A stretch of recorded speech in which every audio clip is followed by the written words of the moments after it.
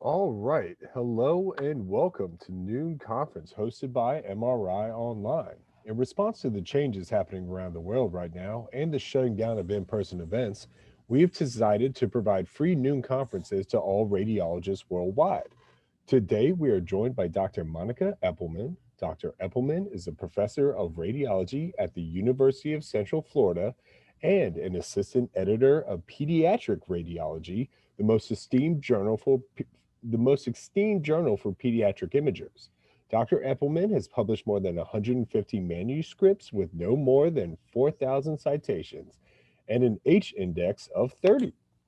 A reminder that there will be a Q&A session at the end of the lecture, so please use the Q&A feature to ask your questions and we will get to as many as we can before time is up. That being said, thank you all for joining us today. Dr. Eppelman, I'll let you take it from here. Okay, can you guys hear me? I guess so. You are I coming through loud and clear. Perfect. So I will be talking today about head ultrasound in neonatal encephalopathy. Thank you so much for the invitation. And I have no financial disclosures. However, I want you guys to know I'm not a neuroradiologist. I'm mainly a pediatric body imager, and I do have a strong accent. I know that. So if there's anything you didn't understand or any questions, please feel free to email me. I always try to reply as soon as I can. In any event, many of the things I will be talking today, you can find them in these manuscripts, especially this one, this easily overlooked sonographic findings, and this other one, in which we compare MR and ultrasound, and we realized that they are really complementary studies. So how did I get into this topic? So many years ago, when I was a fellow at the Hospital for Sick Children, I went to my dear mentor, Dr. Alan Daneman, that you can see there, and it was very annoying for me that all the literature that compare ultrasound and MRI, they said that MRI was fantastic, which is true. I completely agree. And ultrasound is useless. However, when you go through these papers, you realize that most of them were retrospective studies. There was a significant interval time between the ultrasound and the MRI.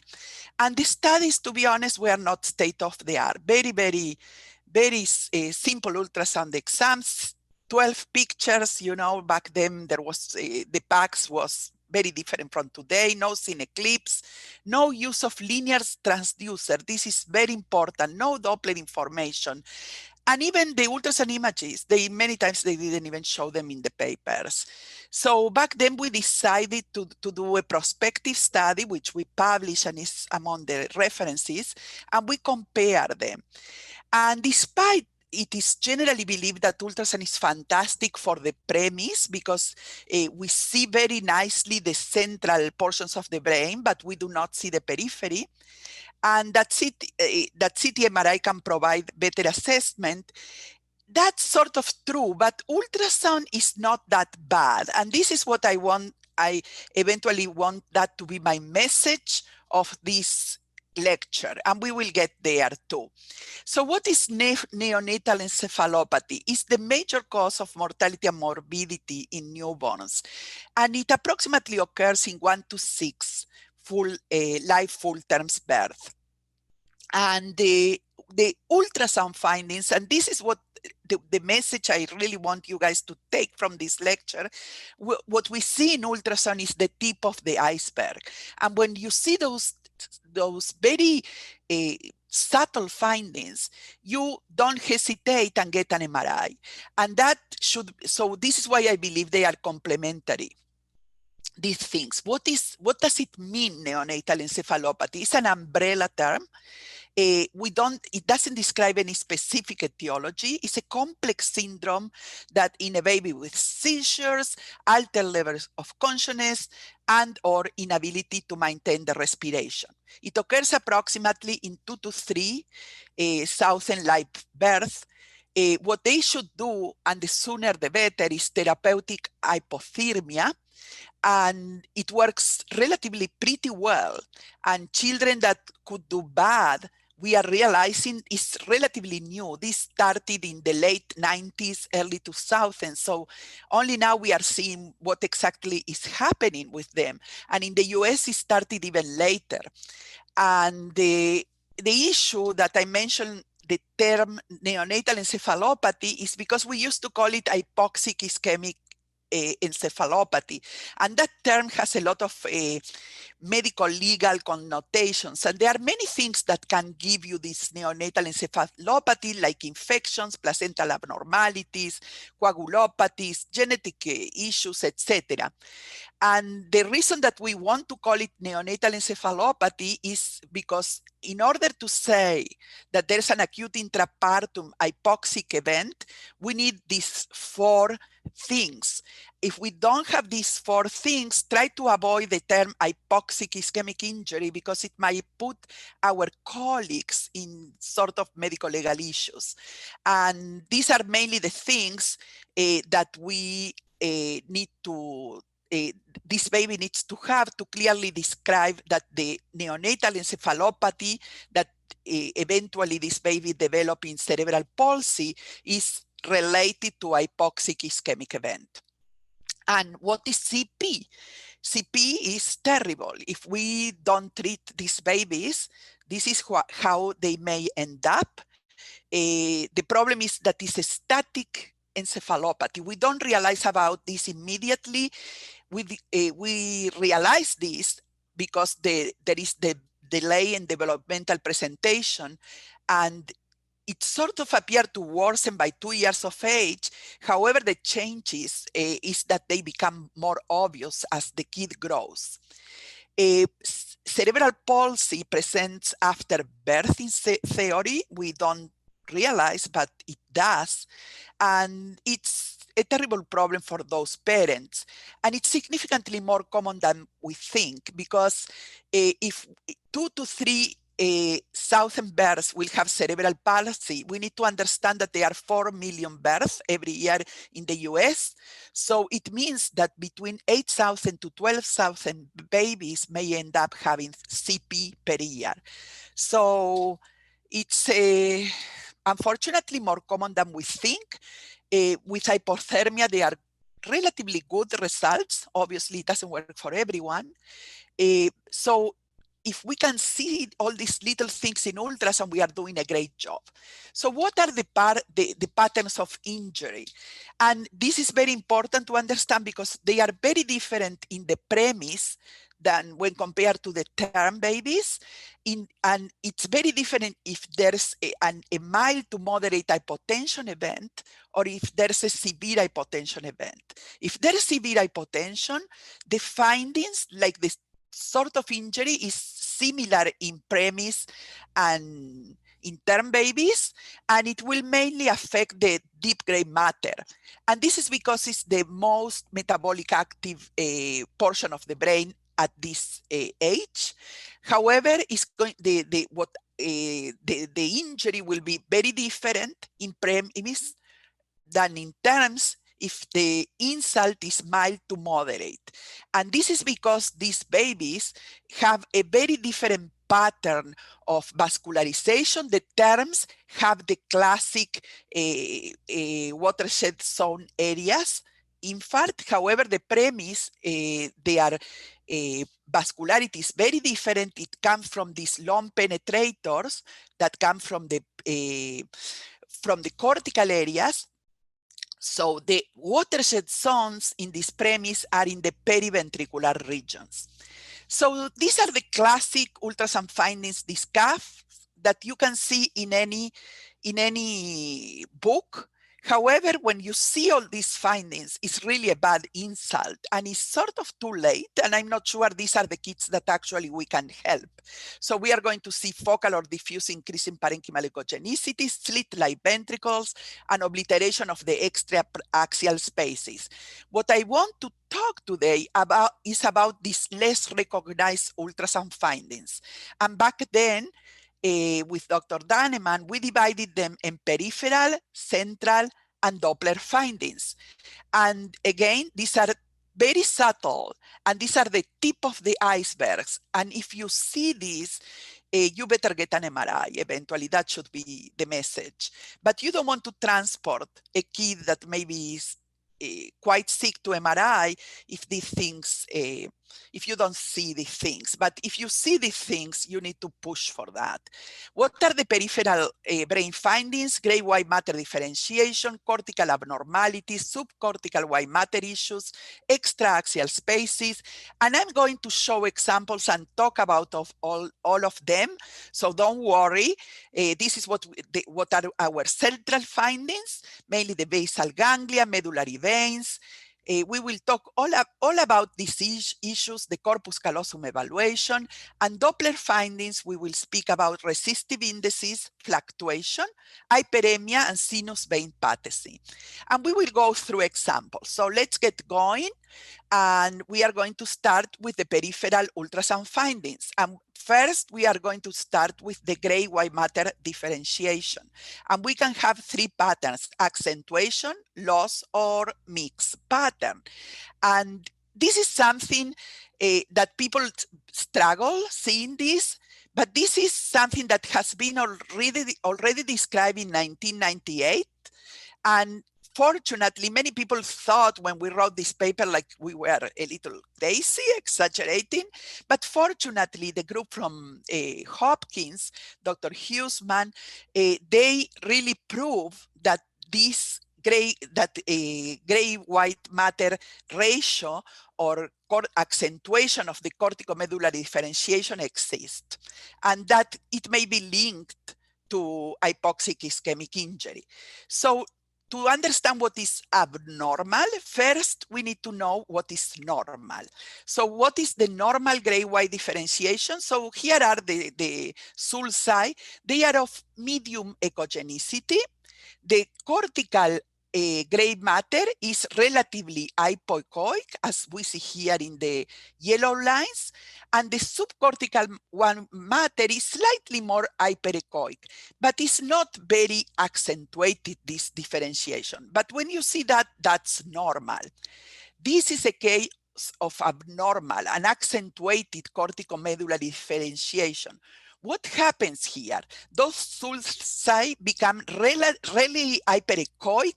They appear somewhat thickened, and we see that the cortical gray matter is relatively hypoechoic, and the subcortical white matter appears more hyperechoic.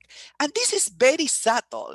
Like I'm showing the picture and it perhaps looks obvious, but it's subtle. But this finding prompted an MRI, and the MRI showed these enormous infarcts in the MCA territories. So these are the things subtle that I will talk that we need to pay attention to. Obviously, when we have a picture like this, that there's total loss of the gray-white matter differentiation, this is easy. This is not a problem. But this amount of diffusion, it's really significant. I'm not sure we really can help.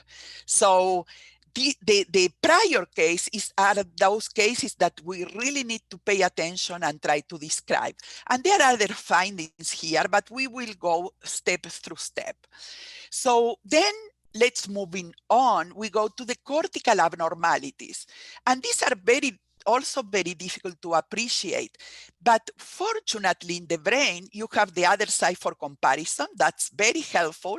And as you can see here, that cortical gray matter is very hyperechoic. Here is hypoechoic as should be. So here we miss this area of restricted diffusion, but here we see it, that something is abnormal.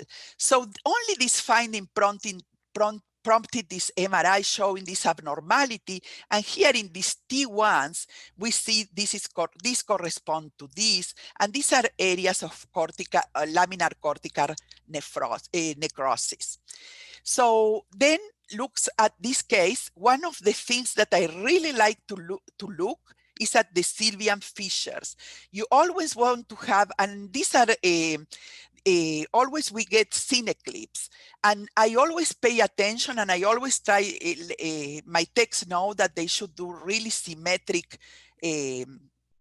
try to put and sometimes it's difficult because they put this baby on the side, and get them symmetric is not simple, but you always want to get them very well defined. A few days later, we didn't get them very well defined. This was 24 hours later, sorry.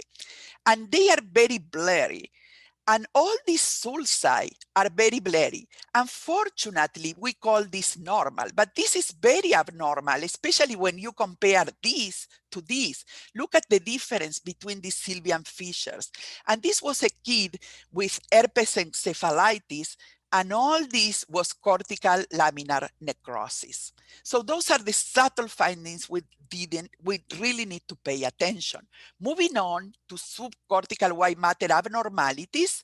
In this case, is clear, and because we have the other side for comparison. So it's very subtle, but we don't see very well that left ventricle. And in addition, we have all these patchy areas of hyperintensity in this left hemisphere.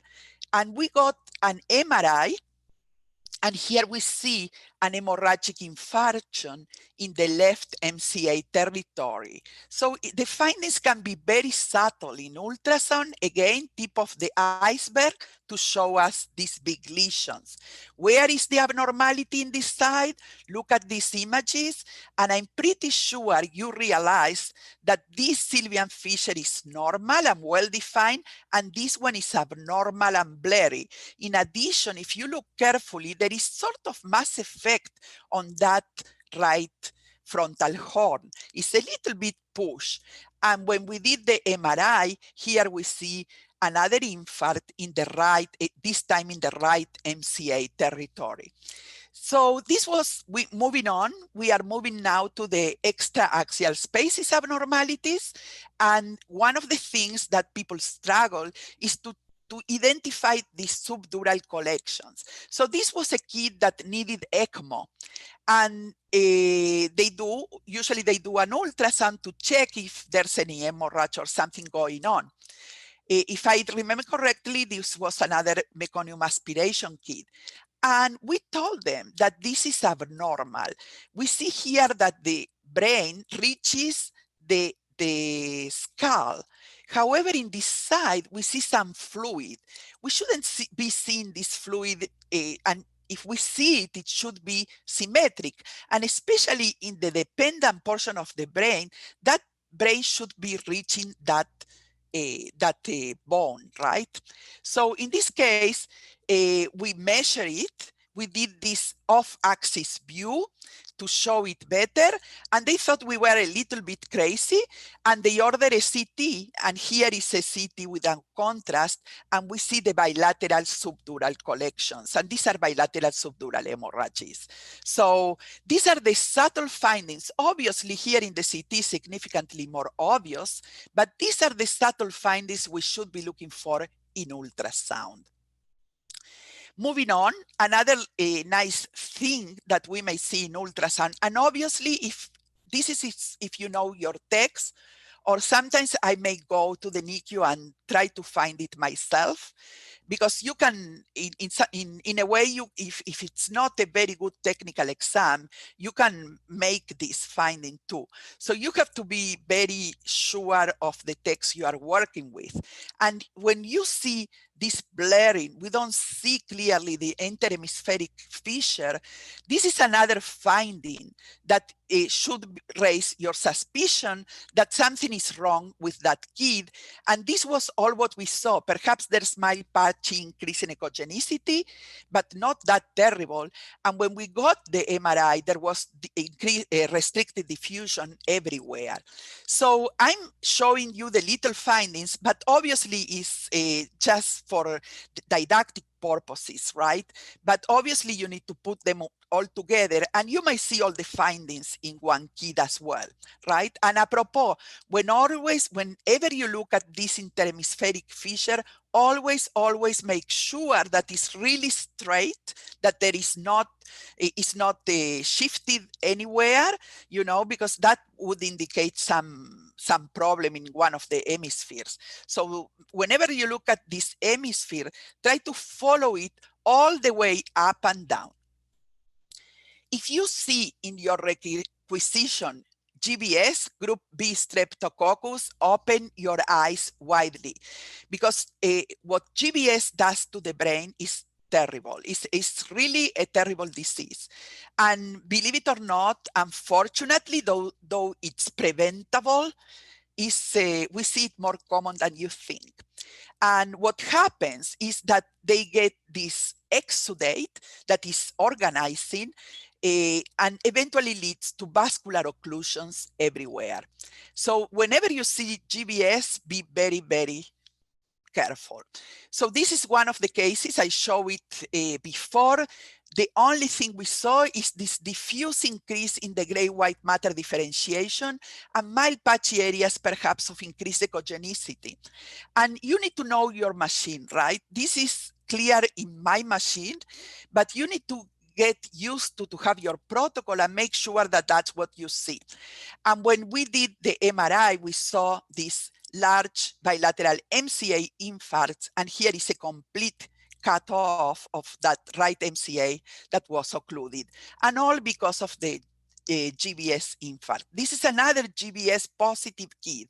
And the only things we saw were these patchy areas of increased echogenicity. And this is the MRI. Look how terrible it looks with all these infarcts everywhere. And we only recommended the MRI for these patchy areas here that ended up being thalamic infarcts. And this is another case. And we always check, I will talk about this later, but we always check our superior sagittal sinus for patency. And the text does these high linear resolution images for us, and they give us these pictures. And in this case, the tech was very smart and saw all this junk floating around in that subarachnoid spaces. There were other findings that unfortunately we didn't call. One of them is here, you see this blurring of the interhemispheric fissure. We cannot see it. The gray-white differentiation appears a little bit accentuated. The resistive index was very low, but unfortunately this kid also have a PDA, and I guess they attributed it to that. Unfortunately, we didn't call it. And if you look retrospectively, this area of the deep gray nuclei on the right side is more echogenic than on the left. Unfortunately, we didn't call it. We did follow up, and we mentioned that perhaps there was some volume loss. We were not sure, but there are other findings. And one of them is this corpus callosum, which is very hyperechoic. The corpus callosum actually should be hypoechoic, not hyperechoic. And we didn't mention that. Finally, here we mentioned that these bilateral basal ganglia are very echogenic. We mentioned here that the interhemispheric fissure is blurred. They got the CT and they saw this infarct, recommended the MRI, which they got a few days later. These kids sometimes are very thick, very, very sick. And as you see here, the only normal area in the brain without restricted diffusion is here in the right occipital region and here on the left hemisphere. Every area else is very, very abnormal. And this was January 4. 6 months later in July, the kid has no brain, as you can see here, very, very little brain left. And another 6 months later on CT, the same picture. So whenever you see GBS, be very, open your eyes and try to find anything that could show you that something is not normal. In this other case, we fortunately call it, the kid got an MRI, and this was a kid that actually ended up well. This is a very, very recent case that I just made the cine clips. And as you can see here, it's very difficult, but if you look here, something is not really right in that extraaxial spaces. Perhaps we see it a little bit better here. There is a mild patchy area of increased of increased echogenicity in that deep on the right side in the basal ganglia. And the gray white matter differentiation appears a little bit accentuated. Here we clearly see that there are all these septations in that extraaxial spaces. That's not really normal. Unfortunately, we call it, oh, sorry about that. The other thing that strike the technologist and the radiologist eye was this thing floating around in that right ventricle. That's not normal. That shouldn't be there. So fortunately, we ordered an MRI in this case, and there is restricted diffusion in those ventricles, and that's pus. And we see all these tiny areas of restricted diffusion in several territories. Those are small vascular infarcts related to vascular occlusion. And this is the susceptibility weighted images to show you that there was no blood. That's pus. And here we see the pus inside the ventricles and all these tiny multifocal areas of restricted diffusion. These are due to vascular occlusions. And here we see this abnormal restricted diffusion in the periphery of the brain. And those are tiny subdural ampiemas. And another thing, that kid is being treated, and I don't know, I hope he ends up well. He's still in the hospital. Companion case, just to be aware and make sure you don't miss this. This was actually a 1 month old. He had a history of prematurity and a bulging fontanelle, and they ordered an ultrasound. He came as an outpatient, and we saw the significant increase in the extraaxial spaces. Whenever you see that, you really want to check that they are vessel crossings. We couldn't see vessels crossing in this case. And this was a case of severe non-accidental trauma. Look how many fractures this kid had. And as you see, he has ongoing bilateral subdural hematomas. You see acute on chronic blood products with a level there. And here are all these corner fractures and fractures in the skull of non-accidental trauma. Another companion case that I want to show you, this was the ultrasound. And what we saw actually here, if you look carefully, is very, very subtle, but there's an area of increased echogenicity. Unfortunately, we didn't call, but we call this and we mentioned that this is abnormal. But if you go very carefully, that shouldn't be there. So sometimes blood can be hypoechoic and sometimes can be hyperechoic. So depends probably the timing, the amount of time that happened after the injury or the insult or whatever. And as you see, the findings are very, very subtle, right? Look, the subdural hematoma that is huge that we see in this left hemisphere with a humongous infarct almost involving that entire left hemisphere. But fortunately, we call this for this infarct in the right basal ganglia. Now, I want you guys to be aware and be careful with extraaxial fluid. So what happens, this was a case of benign macrocephaly of infancy and outpatient, but sometimes what happens is that you have all this fluid. And when you have that fluid, you have a lot of interfaces. When you have interfaces, increased interfaces, you have increased echogenicity. So sometimes falsely, you may see in these cases of benign macrocephaly of infancy, sort of a pseudo accentuation of the gray-white differentiation. Again, very, very good that our tech got here the scene eclipse showing that the vessels are crossing. So this is not a subdural hematoma. Vessels are crossing that space. This is increased subarachnoid fluid. And we call this benign macrocephaly of infancy, and we are done. Okay, usually they will follow up clinically. And by 2 years of age, usually this resolved. They may order an MRI if the kid loses milestones, but if the kid has a big head and these prominent CSF spaces, this is benign macrocephaly of infancy. Moving on to the central findings now, we are going to talk about basal ganglia evaluation, periventricular white matter, including the medullary veins, active bleeding, ventricular size evaluation. This is unfortunately what is written in the textbook that is the most important. True, if we have a slit-like ventricles, obviously that's severe, sort of significant brain edema. But when we see it, usually it's sort of too late. We want to catch all the other findings. Brainstem evaluation, it's very difficult to do. Usually you need very good sonographers. We don't do that routinely, unfortunately. And the corpus callosum, remember, normally is hypoechoic. So basal ganglia, the basal ganglia shouldn't be that hyperechoic. Here it's difficult to realize because it's bilateral. But when we see this thalami and this lentiform nuclei so echogenic, that's usually something not right. In addition, here the ventricles are very small.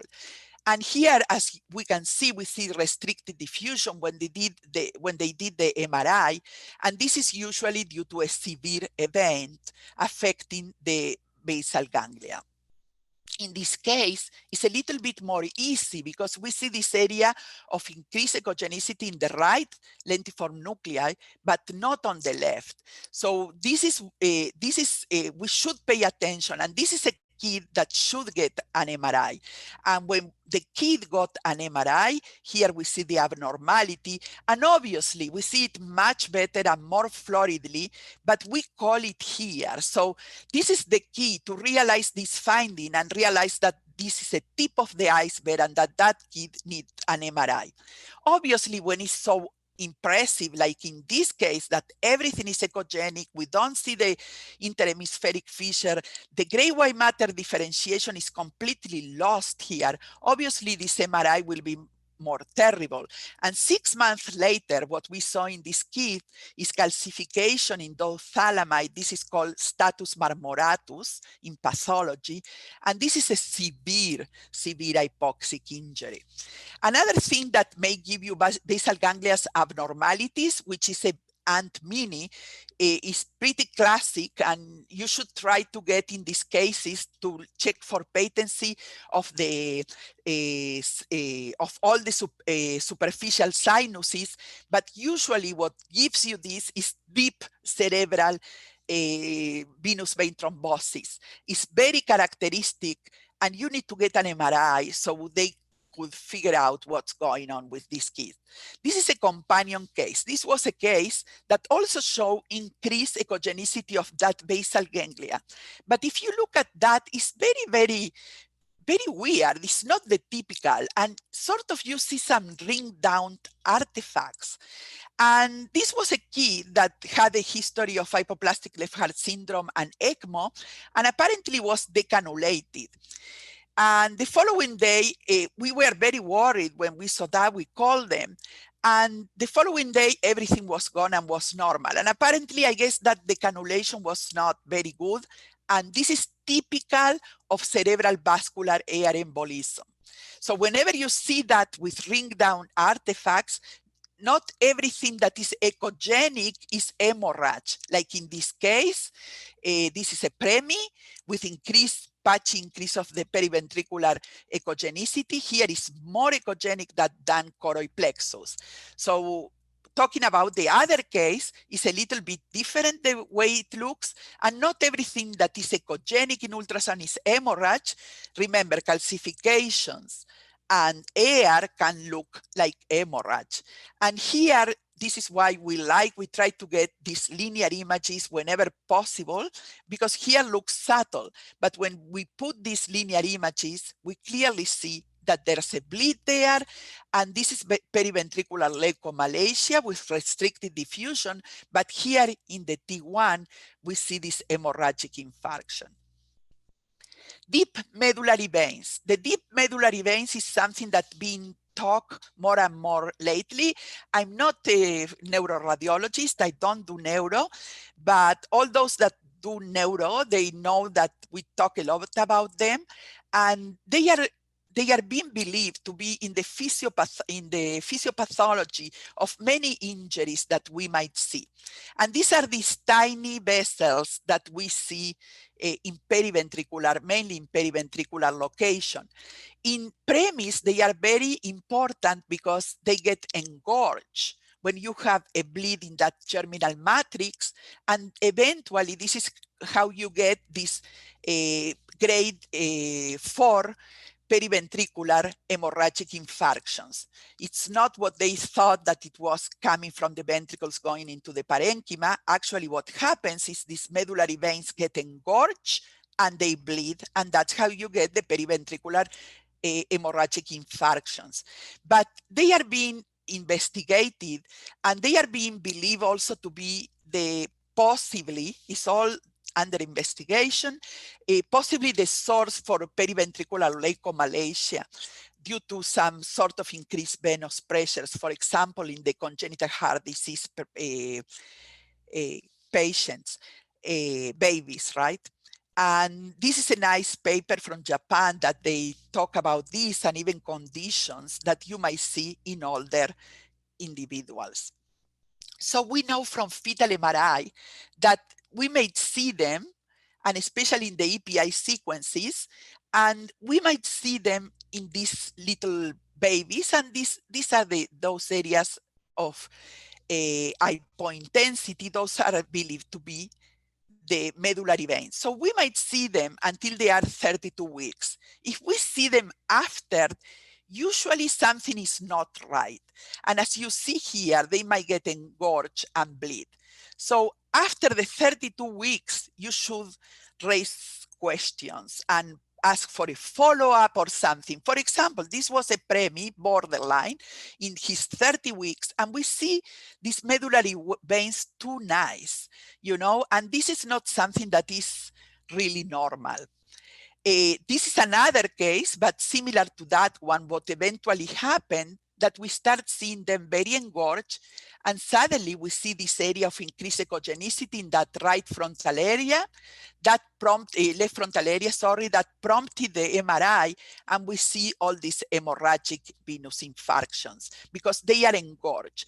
So if you see them in the occipital regions, that could be the flaring that sometimes we call, that is a normal variant and is for anisotropy of the fibers there, and the way our ultrasound beam is kicking on that fibers. But in the frontal area, we typically don't see them. And if we see them, be suspicious. And that's the PM of that baby that I showed before. And this is this was a premi to show you how these bleeds are in deep medullary veins distribution. They are periventricular in the medullary veins distribution.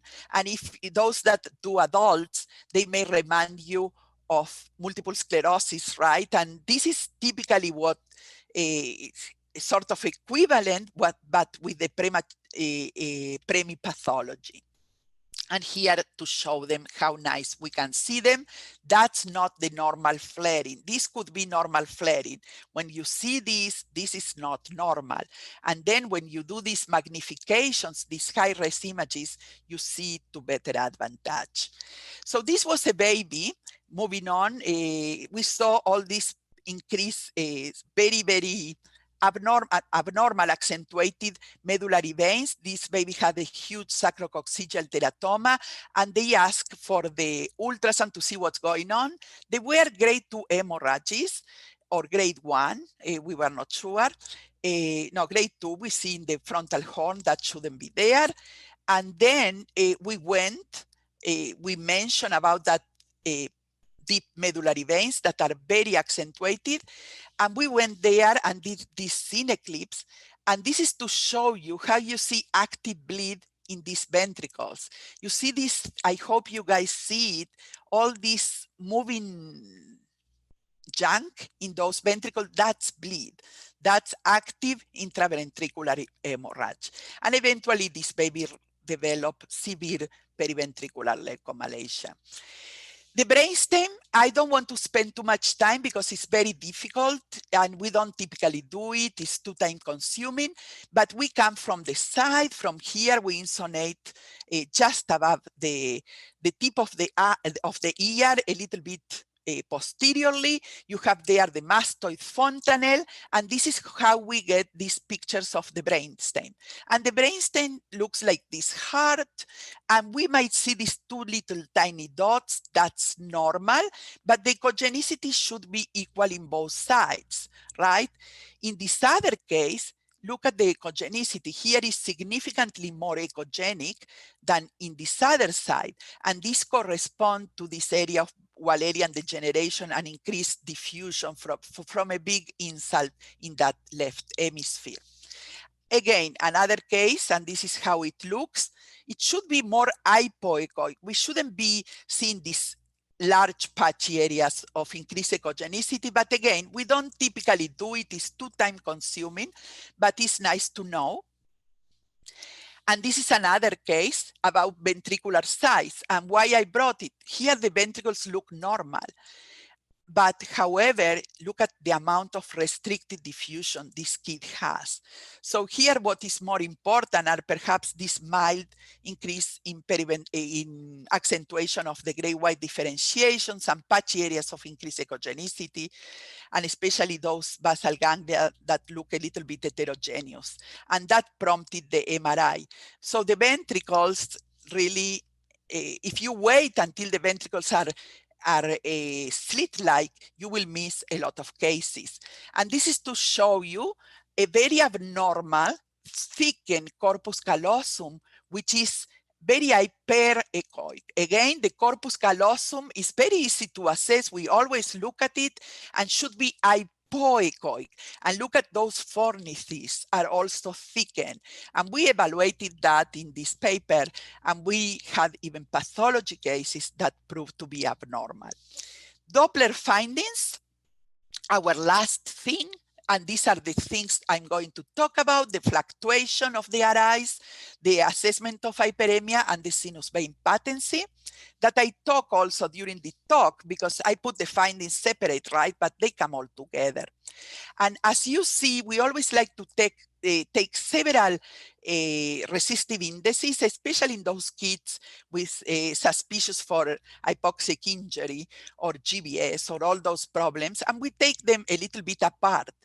And we shouldn't be seeing this significant difference. As you see here, the resistive index was 0.9, and here was 0.55. That's not really normal. That's fluctuating a lot. They fluctuate normally, but not from 0.5 to 0.9. You will see perhaps from 0.6 to 0.8. But here you got 0.55, that is borderline low, and 0.9, that is a sort of upper limits of normal. So this is not right. And these images were taken 2 minutes apart. Another thing, and what does it mean? Sorry about that. What does it mean? That the kid is probably losing his autoregulation, and that indicates injury, right? Another thing, because we typically assess the superior, all the sinus patency, and suddenly if we see too much flow in that brain, that's probably sort of a compensation, and it's hypervascularity, and it's not really normal. We really don't know what exactly mean, and it's being investigated, but we shouldn't have this significant hyperemia. And furthermore, Dr. Feingold, back then in Montreal, right now he's in Sick Kids, he's measuring this and investigating what exactly does it mean. Before they check this before putting the babies to hypothermia and seeing how it normalizes. Usually, we are not sure what exactly mean, but probably it's not really good. We can see it also when we check those superior sagittal sinus for patency. We see all this vessel, and this kid was a kid with a metabolic disorder and significant hypoxic injury, as you can see by the amount of restricted diffusion in this MRI.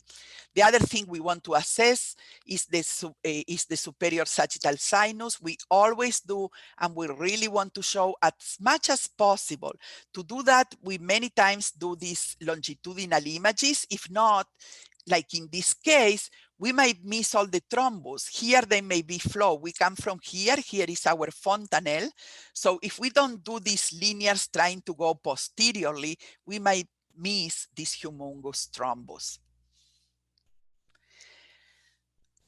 Okay, so this is my last case, and I would like you guys to see what do you see here, and this is putting all together.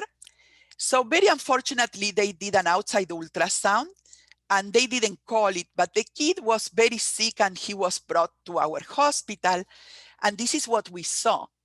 And these were our images. I want you guys to see them, and then we will discuss. And here is this other cine clip. For some reason, that one decided not to work, but you can see the findings actually mainly better here. And what I wanted to show in this one is how can you miss them if you don't do these linear images. So what is your diagnosis, and if you can do something that can help you? When we saw this, we said, please get me a resistive index. So the tech got us. Unfortunately, we don't do this routinely. In my opinion, I think we should. We got this. There's no flow in diastole. Nothing is going to that brain. And whenever you see this, this is brain death until proven otherwise. So let's look what we saw in this ultrasound. We saw that there is midline shift. If you go and put this line, you see it's very subtle, but the midline is a little bit shifted. The other things that we saw, all these basal ganglia are very, very hyperechoic. We couldn't penetrate, we couldn't get nice pictures, but we thought that the gray white matter differentiation in the areas we saw it was abnormal. And we saw that this cortex, instead of being hypoechoic, is hyperechoic. That's not normal as well. Obviously, this is very abnormal. There's no doubt. A brain that is not getting flow in diastole, something cannot be good. They did a CT, and the baby had severe injury. This was a case of sudden death, and they realized about that a little bit late, unfortunately. There was no abuse. We thought it might be abuse, but there were no fractures. Severe brain neurology 2 days later.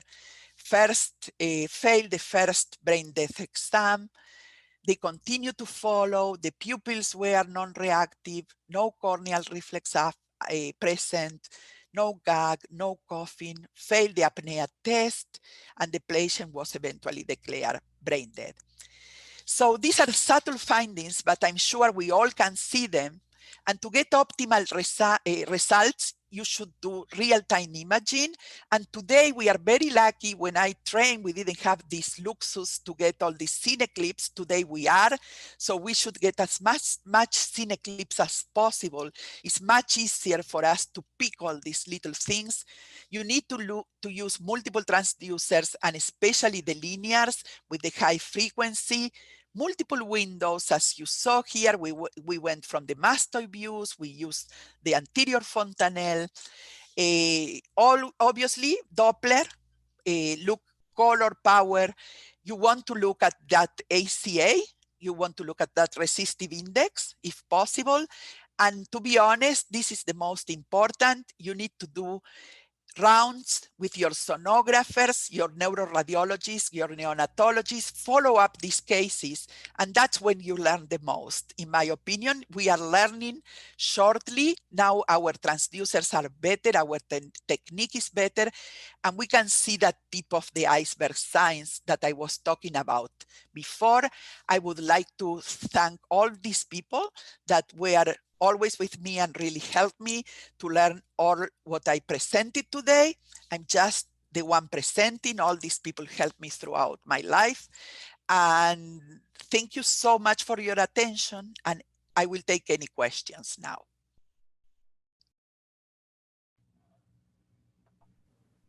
Okay, so looking at the Q&A function, it looks like we do have one question. Do you perform mastoid on and posterior fossa views routinely? We try, and especially for the prematures, yes. In every preemie, we perform the mastoid views because we really want to see the cerebellum, right? We want to see if they are insults. Not as much in the older kids, but we do that in the premise. Gotcha. Okay. We have another, I believe, a Dr. Koshal asking to show the list of the articles. I'm not sure if you have that list, if it is handy.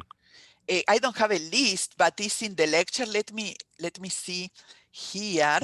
And I'm sure Dr. Koshal, I'm sorry if I'm not saying your name correctly. If you emailed Dr. Yeah, Eppelman too, I think yeah. she would be Email able to. me and I can Yeah, send you the articles. I have them all, so it will yeah, be yeah. very easy for me. That sounds good. All right. Well, if there are no other questions, I think we can bring this to a close. I want to thank you, Dr. Eppelman, for this lecture today. Thank you. Thank you for the invitation. Of course. And thanks to all of you for participating in our noon conference. A reminder that this conference, oh, wait, we did just have one more pop in. Okay, how often do you how often do you recommend follow up in HII? It depends on the finding, right? But if I see these subtle things, I would say I actually would recommend get an MRI because uh, we will we see only this tiny tip of the icebergs, right? And what we may be going on, it's probably worst. So actually, I would say get an MRI as soon as the baby is able to be transported to the MRI suit, right? It's not easy to transport these kids, is, as you imagine, all the team, and it's complicated. But now, actually, there are all these mobile units, and many people are doing that, are getting those mobile units and doing the MRIs there, which may be helpful as well. They Great. are not, we don't have in my hospital, but our sister hospital in Jacksonville, they have it and they are using it. And I hope they publish their results and I hope they become more available and that everyone should get them. Okay, we have another question. Atrophy versus benign micro. Macrocephaly of infancy. Yep. Yeah, the most important thing here is actually the head circumference, right? If you see a head circumference and you really need them to give it up, or you look it up we have Epic or whatever, Cerner, whatever you have there, if the head circumference is small, probably it's going to be atrophy. If the head circumference is big and you see all this fluid, I would favor more benign macrocephaly of infancy. But they may look alike, right? That's what you will see. The only thing that you always want to make sure, and I see that in outside studies that they don't do, you want to make sure they are vessels crossing because you want to make sure those are not subdural collections. And if you see that until proven otherwise, it's non-accidental trauma. Great. And I see one question in the chat just to remind everybody that this conference will be available on demand on mrionline.com, in addition to all previous noon conferences. Be sure to join us again on Wednesday for a lecture from Dr. Vanessa Zayas Colon on manifestations of diabetes in the MSK system. You can register for that at mrionline.com and follow us on social media at the MRI Online for updates and reminders on upcoming noon conferences. And it looks like maybe just one more question. When we need to follow up on neonatal ultrasound, if we, okay, will we need to follow up on neonatal ultrasound if we are suspicious of an anomaly? I believe is. I believe it's anomaly. I didn't talk about that today. If it's an anomaly, you need, and you are suspicious something is not right, I would recommend an MRI. Yep, sounds good. Okay, well, thanks again to you, Dr. Eppelman, and The last one. yeah, Yeah, this is, we started to do them for the measurements of ventriculomegaly. This is not really, you don't do this in this, you do those mainly in the prematures. I don't have any material here. And you do those mainly not in this setting of neonatal encephalopathy. We don't do them. Sometimes we are doing them, and it's mainly research studies, and they want to follow them up to see like the ventricular index, probably Dr. Bussari is asking about, to see when they need to tap those ventricles, when the baby had intraventricular hemorrhage, and they follow them up to see how the baby is doing with the BP shunt, etc. This is not the typical pathology that we are talking today, but in that setting, we may be doing them. And it's mainly for follow-up. Apropos a tip, I personally, what I look more is the third ventricle. If I see the third ventricle dilated, usually the third ventricle, and you will see it in a coronal view, usually the third ventricle should be slit-like, and is the less compliant. It's very difficult to dilate, and I always like to measure it for myself, because if I see it's really growing, I'm more suspicious. You know, the tech sometimes may measure a little bit different. However, you cannot change that. What would you say the sensitivity of ultrasound for hypoxic ischemic injury in experienced hands? It's difficult. Even in experienced hands, we might miss cases. That case of the diffuse gray matter of differentiation accentuated that I show one, that with the the MCA, the bilateral MCA huge infarcts, they did an ultrasound that morning, and actually they missed it. And then we did it in the afternoon and we saw it. So these are difficult cases. As I said, tip of the iceberg. all right. Well, I think Thank we are you. coming to a close. Yeah, But if yeah. anybody else has any questions, feel free Please to feel free to email. email. Yeah, Please, I'll be more than happy. yeah. Thank you. And thank you, Dr. Eppelman, and thank you to all the attendees. Have a great day. Thank you.